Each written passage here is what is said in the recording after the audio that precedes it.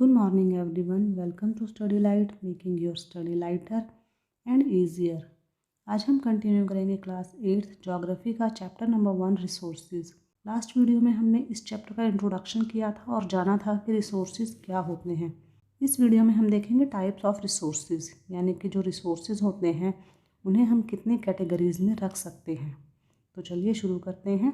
Types of resources. Resources are generally classified into natural, human made and human. तो जितने भी resources हैं उन्हें हम मोटे तौर पर अगर देखा जाए तो 3 कैटेगरीज में डिवाइड कर सकते हैं, क्लासीफाई कर सकते हैं, रख सकते हैं। वो है नेचुरल, जो कि हमें नेचुरल मिलते हैं। दूसरा है ह्यूमन मेड, यानी कि इंसान के द्वारा बनाए गए। और तीसरा है ह्यूमन, यानी कि इंसान खुद भी एक रिसोर्स है। अब इन्हीं तीनों रिसोर्सेज को हम डिटेल में पढ़ेंगे। तो सबसे पहले natural resources. Resources that are drawn from nature and used without much modification are called natural resources. तो नेचुरल रिसोर्सेज वो होते हैं जो हमें नेचुरली मिलते हैं, यानी कि जो नेचर ने हमें दिए हैं और हम उन्हें बहुत ज़्यादा मॉडिफाई नहीं करते हैं और उनको उसी रूप में यूज़ करते हैं, तो वो हमारे हो जाते हैं natural resources. The air we breathe, the water in our rivers and lakes, the soils, minerals are all natural resources.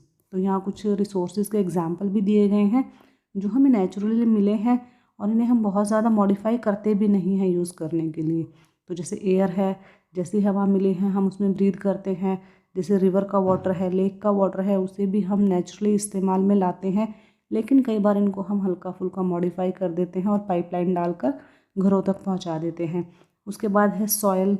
Soil में भी हम अपने पौधे वगैरह लगाते हैं और कई बार हम इसको हल्का सा मॉडिफाई करके इसमें मिन्योर वगैरह डाल देते हैं। जैसे मिनरल्स हैं, उन्हें हम मिनरल ओर्स वगैरह को हम ज़मीन से निकालते हैं। तो ये सारे रिसोर्सेज नेचुरल है क्योंकि ये नेचुरली हमें मिले हैं। Many of these resources are free gifts of nature and can be used directly. तो इनमें से जो ज़्यादातर रिसोर्सेज हैं, नेचुरल रिसोर्सेज में से जो ज़्यादातर रिसोर्सेज हैं वो हमारे लिए फ्री गिफ्ट हैं जो नेचर की तरफ से हमें मिले हैं, और ज़्यादातर को हम एज सच इस्तेमाल में ले आते हैं। जिस फॉर्म में वो हमें मिलते हैं हम उनका इस्तेमाल उसी फॉर्म में कर लेते हैं।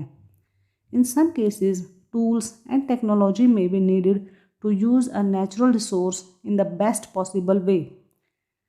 वैसे तो हम अपने नेचुरल रिसोर्सेज का प्रयोग ऐसे ही कर लेते हैं, लेकिन कई बार ऐसा होता है कि हम उस नेचुरल फॉर्म को इस्तेमाल नहीं कर सकते। तो ऐसे में हमें टूल्स की और टेक्नोलॉजी की ज़रूरत पड़ती है उस नेचुरल रिसोर्स को मॉडिफाई करने के लिए और उसको ऐसा बनाने के लिए कि हम उसे आसानी से अपने इस्तेमाल में ला सकें। Natural resources can be broadly categorised into renewable and non renewable resources. अब नेचुरल रिसोर्सेज को भी हम फर्दर 2 कैटेगरीज में डिवाइड कर सकते हैं। पहला है रिन्यूएबल और दूसरा है non renewable. Renewable resources are those which get renewed और रिप्लेनिश्ड क्विकली। अब रिन्यूएबल रिसोर्सेज वो होते हैं कि जिन्हें रिन्यू किया जा सकता है, जिन्हें दोबारा बनाया जा सकता है आसानी से। Some of these are unlimited and are not affected by human activities such as solar and wind energy. अब इनमें से जो कुछ ऐसे हैं रिसोर्सेज जो नेचुरल हैं हमारे, जिन्हें कि हम दोबारा बना सकते हैं या तो जो दोबारा रिन्यू हो जाते हैं, और इंसानों की एक्टिविटीज़ का, ह्यूमन एक्टिविटीज़ का उन पर ज़्यादा कोई प्रभाव नहीं पड़ता। अब जैसे कि ये सोलर और विंड एनर्जी, अब जब तक सूरज रहेगा हम सोलर एनर्जी का इस्तेमाल कर सकते हैं। हमें पता है जब तक पृथ्वी पे हवा रहेगी हम विंड एनर्जी का इस्तेमाल कर सकते हैं। तो ये है रिन्यूएबल रिसोर्सेज, यानी कि आसानी से रिन्यू हो जाते हैं। अगर मान लीजिए आज दिन में सूरज बहुत तेज़ निकला है, कल नहीं भी निकला तो कोई बात नहीं, परसों निकल आएगा। अगर आज बहुत तेज़ आंधी चली है, हमने विंड एनर्जी का इस्तेमाल किया है, कल हवा नहीं चली, कोई बात नहीं, परसों चल जाएगी। तो ये बहुत जल्दी रिन्यू हो जाते हैं, दोबारा हमें ईजिली अवेलेबल होते हैं। Yet careless use of certain renewable resources like water, soil and forest can affect their stock।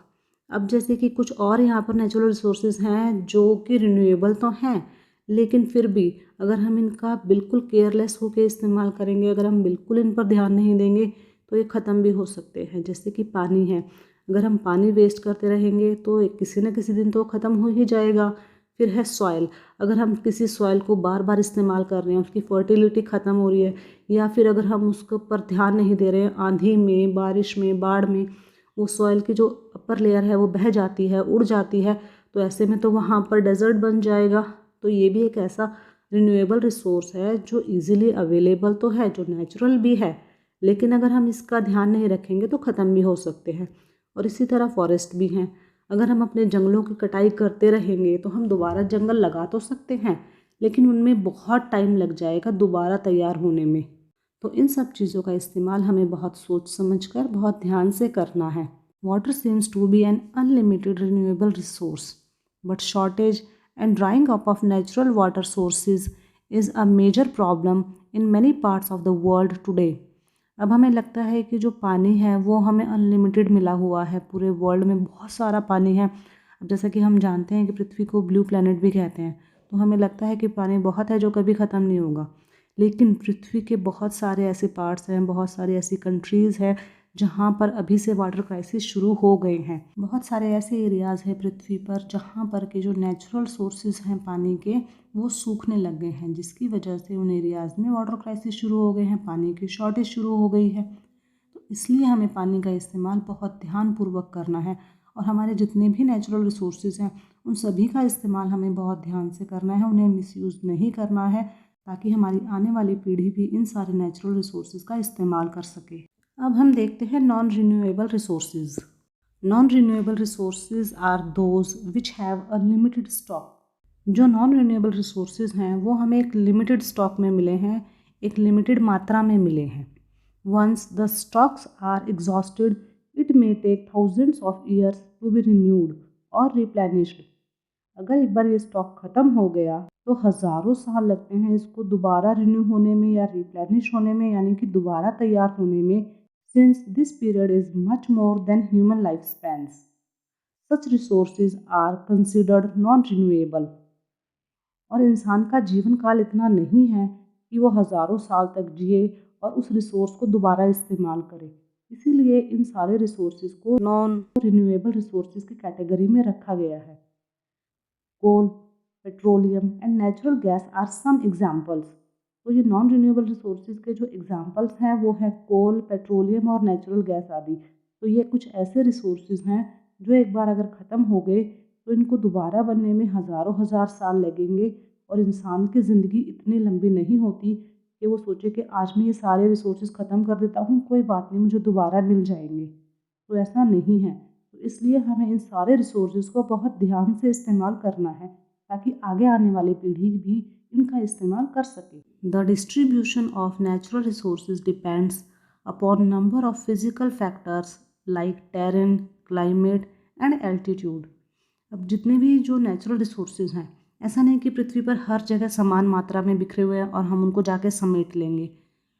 जितने भी हमारे पृथ्वी के जो नेचुरल या कहें जो फिज़िकल फैक्टर्स हैं, उनके हिसाब से ही जो नेचुरल रिसोर्सेज हैं वो अलग अलग जगह पर अलग अलग हमें मिलते हैं।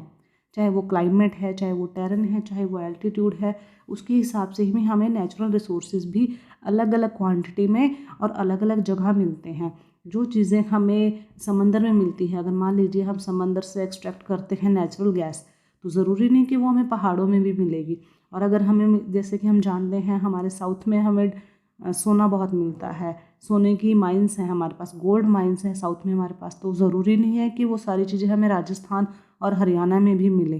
तो इस तरह से जितने भी नेचुरल रिसोर्सेज हैं वो इक्वली डिस्ट्रीब्यूटेड नहीं है हमारी पृथ्वी के ऊपर। कहीं कोई पर्टिकुलर रिसोर्स है, कहीं दूसरा कोई पर्टिकुलर रिसोर्स है किसी और जगह पर। The distribution of resources is unequal because these factors differ so much over the earth. और जो ये डिस्ट्रीब्यूशन है रिसोर्सेज का, ये अनईक्वल इसीलिए है क्योंकि जो हमारी पृथ्वी है उसके जो फिज़िकल फीचर्स हैं वो हर जगह अलग है। कहीं पर डेजर्ट है, कहीं पर स्नोफॉल बहुत ज़्यादा होता है, कहीं पर प्लेन एरिया ज़्यादा है, कोई समंदर के किनारे है, कोई प्लेट्यूज़ हैं। तो इसलिए उसी के अकॉर्डिंग वहाँ पर उनकी जो नेचुरल जोग्राफ़ी है उसी के अकॉर्डिंग वहाँ पर हमें जो रिसोर्सेज हैं वो मिलते हैं। आगे बढ़ने से पहले हम देखते हैं ग्लोसरी। यहाँ स्टॉक ऑफ रिसोर्सेज का मीनिंग दिया गया है। Meaning of stock of resources is it is the amount of resources available for use. Stock of resources का मतलब होता है कि कितने अमाउंट में कोई भी रिसोर्स पृथ्वी पर अवेलेबल है हमारे यूज़ के लिए। अब देखते हैं, let's do think of a few renewable resources and mention how their stock में get affected by overuse. तो यहाँ एक छोटी सी एक्टिविटी है आपके लिए, करके देखिए कि कुछ रिन्यूएबल रिसोर्सेज के बारे में सोचिए और बताइए कि अगर हम उन रिसोर्सेज का ओवर यूज़ करते हैं तो इस ओवर यूज़ का उस पर्टिकुलर रिसोर्स के ऊपर क्या प्रभाव पड़ेगा। चलिए अपने लेसन पे आगे बढ़ते हैं। Human made resources. Sometimes natural substances become resources only when their original form has been changed. कई बार ऐसा होता है कि हमें नेचुरली कोई चीज़ अवेलेबल है पृथ्वी पर, लेकिन वो तब तक रिसोर्स नहीं बनती, तब तक हमारे काम के लायक नहीं बनती, जब तक कि हम उसकी जो ओरिजिनल फॉर्म है, जिस फॉर्म में वो हमें मिली है पृथ्वी पे, उसे चेंज नहीं कर देते और अपने इस्तेमाल के लायक बना नहीं लेते। Iron ore was not a resource until people learn to extract iron from it.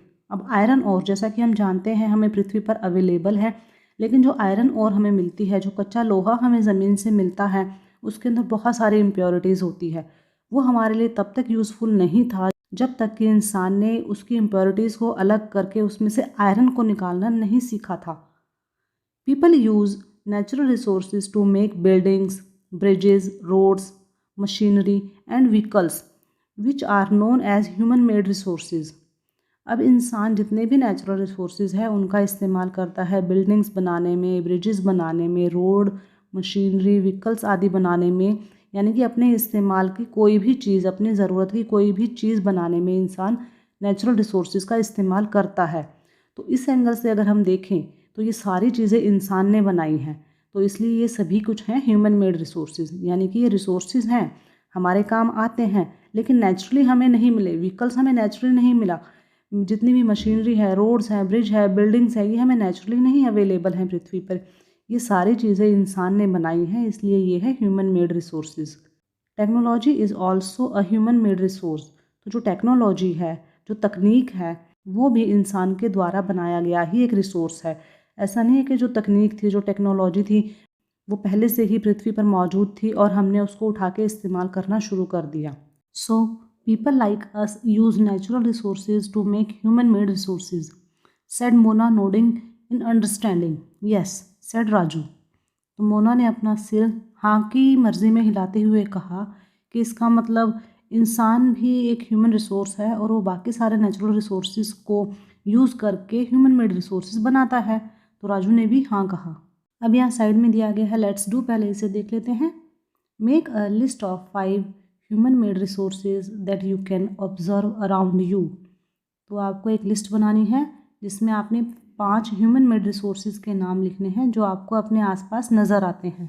तो अपने लेसन पर वापस आते हैं और देखते हैं ह्यूमन रिसोर्सेज।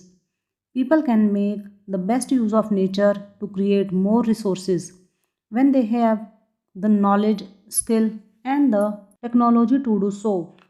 तो इंसान नेचर का एक अच्छा इस्तेमाल करता है नए रिसोर्सेज को डेवलप करने में, और साथ ही इस्तेमाल करता है अपने ज्ञान को, अपने स्किल्स को, टेक्नोलॉजी को, ताकि वो नए नए रिसोर्सेज क्रिएट कर सके।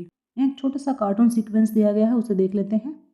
Crops ruined due to drought, can I find a solution. अब यहाँ एक साइंटिस्ट है जो न्यूज़पेपर पढ़ रही हैं और कह रही हैं कि सूखे की वजह से जो क्रॉप है, जो फसल है, वो बर्बाद हो गई, क्या मैं उसका कोई भी सॉल्यूशन ढूंढ सकती हूँ। That's it. और उसे लगता है कोई सॉल्यूशन मिल गया और उन्होंने उस पर काम करना शुरू कर दिया। It's all thanks to the knowledge, education and skill we could find a solution. तो जितने भी किसान हैं वो उस साइंटिस्ट को घेरे हुए खड़े हैं और वो कह रही हैं कि ज्ञान, एजुकेशन और स्किल की वजह से हमने इसका सॉल्यूशन ढूंढ लिया है। Read and ponder, human are interdependent on each other. अब हम देखते हैं कि जो इंसान हैं वो सभी एक दूसरे पर आश्रित हैं। Farmers provide food grains for everyone. जैसा कि हम जानते हैं जो फार्मर्स हैं वो सभी को अनाज प्रोवाइड कराते हैं, सभी के लिए अनाज उगाते हैं। Scientist suggest various means to combat problems related to agriculture and improve farm production. इसी तरह जो साइंटिस्ट हैं वो नए नए आविष्कार करते हैं ताकि जो प्रोडक्शन है, जो हमारे एग्रीकल्चर है, उसमें इम्प्रूवमेंट हो सके। अब जैसा कि हम पहले से भी जानते हैं कि जो इंसान थे पहले वो खेतीबाड़ी हाथों से करते थे, फिर धीरे धीरे साइंटिस्ट ने टूल डेवलप किए और टूल्स का इस्तेमाल करने लगे, ट्रैक्टर आ गए, नई नई तरह के और औजार आ गए नई तरह के फर्टिलाइज़र्स आ गए जिसकी वजह से कि जो प्रोडक्शन है वो बढ़ गया। तो जितने भी इंसान हैं हम सभी एक दूसरे पर इंटरडिपेंडेंट हैं। ऐसा नहीं है कि हम एक दूसरे के ज्ञान के बिना रह सकते हैं। अब हम देखते हैं do you know. Human resource refers to the number means quantity and abilities means mental and physical of the people. यानी कि अगर हम इंसान को एक रिसोर्स के रूप में देखें तो हम उसके अंदर दो चीज़ें देखते हैं। सबसे पहला तो क्वांटिटी कि हमारे पास कितने नंबर ऑफ़ पर्सनस हैं, कितने नंबर ऑफ़ पीपल हैं, और दूसरा उनकी एबिलिटीज़, उनकी मेंटल और फिज़िकल एबिलिटीज़ कि वो मेंटली कितने स्ट्रॉन्ग है और फिज़िकली कितने स्ट्रॉन्ग है किसी भी काम को करने के लिए। दो, there are different views regarding treatment of humans as a resource. लेकिन ह्यूमन को एक रिसोर्स मानने के लिए भी हमें दो अलग अलग तरह के विचार देखने को मिलते हैं हमारी सोसाइटी में। One can not deny the fact that it is the skills of human that helps in transferring the physical material into a valuable resource. अब पहला तो ये है विचार कि वो कहते हैं कि इंसान एक रिसोर्स नहीं है, इंसान तो रिसोर्सेज को यूज़ करने के लिए है। और दूसरा जो विचार है वो ये मानता है कि जो इंसान है वो भी एक रिसोर्स है, क्योंकि इंसान ही एक ऐसा जीव है यहाँ पर जो कि नेचुरल रिसोर्सेज को कन्वर्ट करके एक यूज़फुल थिंग बनाता है, एक ऐसा मटेरियल बनाता है जो हमारे लिए एक वैल्यूएबल रिसोर्स बनता है। तो अगर हम इस तरह से देखें तो इंसान भी एक रिसोर्स ही है जो नए रिसोर्सेज को क्रिएट करता है। अपने लेसन पर वापस आते हैं और कंटिन्यू करते हैं अपना topic human resources. That is why human beings are a special resource. तो इसीलिए कहा जाता है कि इंसान एक स्पेशल ह्यूमन रिसोर्स है।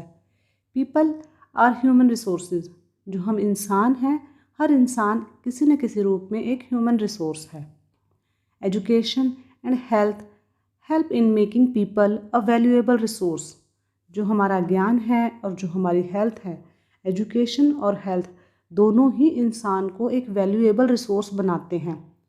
एक अगर वीक इंसान है, बहुत कमज़ोर है वो, तो वो किसी भी तरह से हमारे लिए ह्यूमन रिसोर्स नहीं बन सकता। Improving the quality of people's skills so that they are able to create more resources is known as human resource development. इंसानों की स्किल्स को और ज़्यादा इम्प्रूव करना, उनकी स्किल्स की क्वालिटीज़ को और ज़्यादा इम्प्रूव करना, ताकि इंसान ज़्यादा से ज़्यादा रिसोर्सेज बना सकें, क्रिएट कर सकें, इस क्वालिटी को कहते हैं ह्यूमन रिसोर्स डेवलपमेंट। इसके साथ ही हमारा ये टॉपिक ख़त्म होता है। नेक्स्ट टॉपिक है कंजर्विंग रिसोर्सेज, जिसे हम नेक्स्ट वीडियो में करेंगे। Till then take care and thanks for watching my video.